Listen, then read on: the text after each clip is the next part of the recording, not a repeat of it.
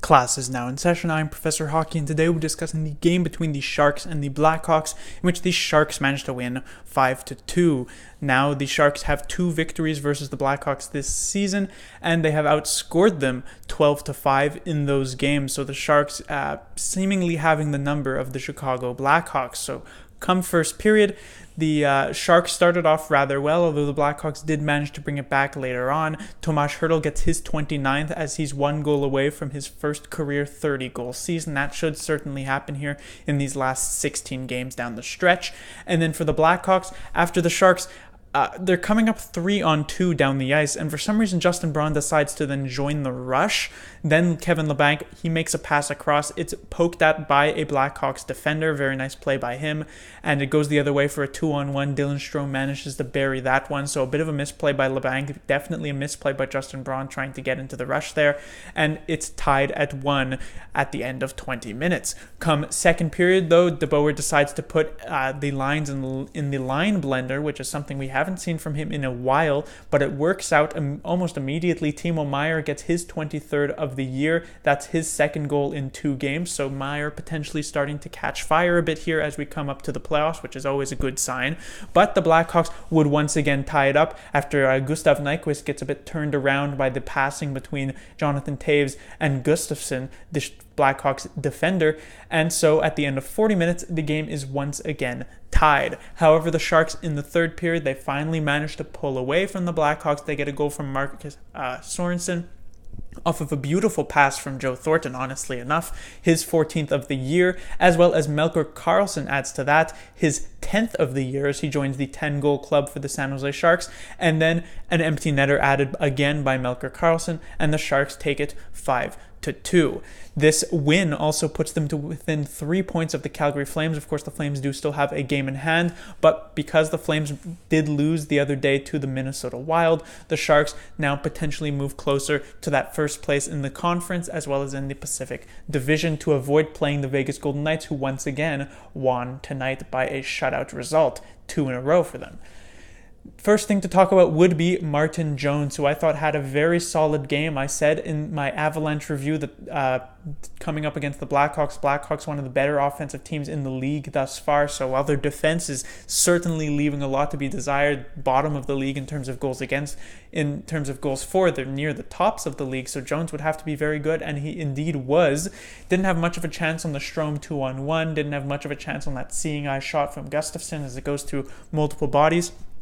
But he really made some great saves onto players like DeBrincat, players like Patrick Kane, onto Artem Anisimov, and Jones just coming up with some very big saves, which was nice to see. And he limits the Blackhawks to just 2 goals, which is not something that the teams have managed to be able to do recently against the Blackhawks. I believe they lead the league in scoring since the start of the new year, if I'm not mistaken. So 2 goals only for Martin Jones is very impressive. Next is the 4th line, and once Haley arrived on this 4th line and it seemed as though DeBoer was going to play him rather consistently, I really never thought I would say this, but it seems as though that 4th line for the Sharks may have been their best line of the night. In the first couple of periods, they were generating a couple of very good chances, and it seemed as though it was only a matter of time before one of them did go in.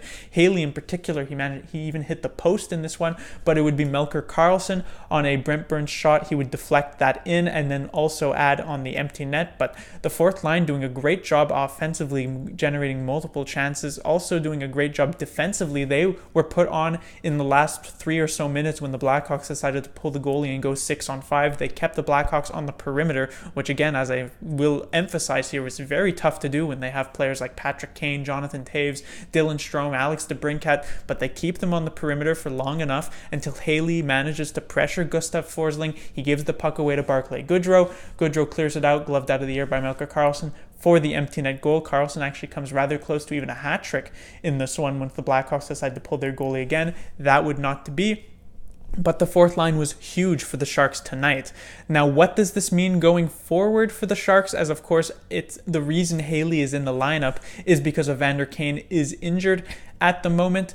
come Thursday, since Evander Kane's injury does not seem to be long-term, it's very likely that he is back in the lineup. It'll be interesting to see what De Boer does with the fourth line, because of course Haley having a pretty good game. Do have to give credit where credit is due. While I still believe he's not a very skilled forward, you do have to credit him with the fact that he certainly puts in a ton of effort to try and do something for the Sharks, and it does pay off for him. So I guess that is nice to see. But I still think that come Thursday against the Canadiens, if Evander Kane is returning, is healthy, that Michael Haley should 10 times out of 10 be the player you take out of the lineup. I don't care if you think LeBanc didn't have a very good game. That giveaway on the Blackhawks' first goal and a couple other sort of subpar plays in general.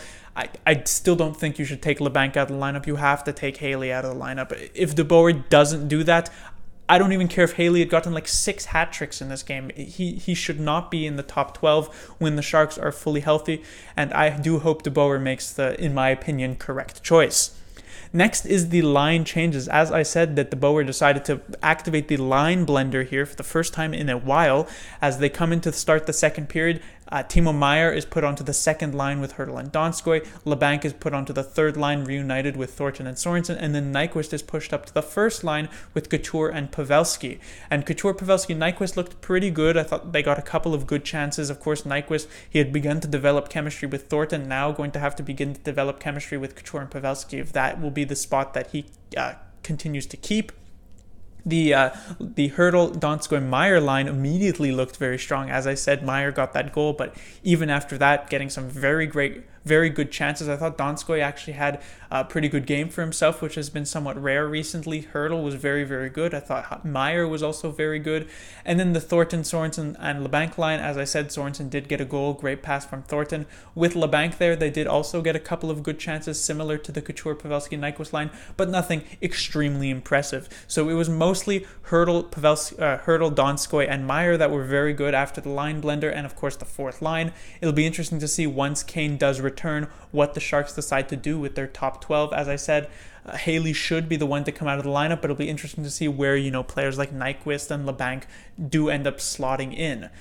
Finally, I will talk about Brendan Dillon, who had a superb game tonight here, defensively doing a great job at defending Patrick Kane, who has probably been the league's hottest player as of late in these past couple dozen games, had a 20-game point streak, and he doesn't end up putting a point up tonight. The Sharks didn't snap that in this game, but the 20-game point streak was from a few games ago. But Brendan Dillon just doing such a great job, and with how Vlasic has been playing this season and Justin Braun has been somewhat inconsistent at times, so has Radim Shemek, you could certainly make the argument that the Sharks' best defensive defenseman this season has been Brendan Dillon. He has just consistently been so solid for the San Jose Sharks, and this really also wasn't something I was expecting to say at the start of this season. I mean, I thought Dillon was good last season, but if you had asked me going into this season who I thought the Sharks, from first defenseman to sixth defenseman were, I would probably have had to think about whether or not I'd put Ryan 5th or Dillon 5th, because I thought Ryan was actually going to do a lot better this season, and I didn't think Dillon was particularly impressive, but he's just been so good this season. And you think back to at the start of last season, in the expansion draft, the Sharks seeing which players they wanted to protect, which players they wanted to leave available for the Golden Knights. Brendan Dillon was one of those players who was left available, as of course the Sharks decided to protect in terms of defense Brent Burns, Marc-Edouard Vlasic, and Justin Braun. Dillon was available, and the Golden Knights decided to pass on him and go instead for David Schlemko. And of course, the Sharks end up with on the winning side of that massively, especially with the progress that Dillon is making. And if you look towards what Schlemko is doing right now, it's not particularly impressive. And so the Sharks, definitely a blessing there that the Golden Knights decided not to go with Brendan Dillon, because, as I said, he has probably been the Sharks' most consistent defender this season. Of course, Brent Burns and Melker Carlson, you could certainly say, have been more complete defenders. But in terms of defense, just pure defense, I really think Brendan Dillon has probably been the Sharks' best defender this season. I don't even think that would be necessarily super controversial to say.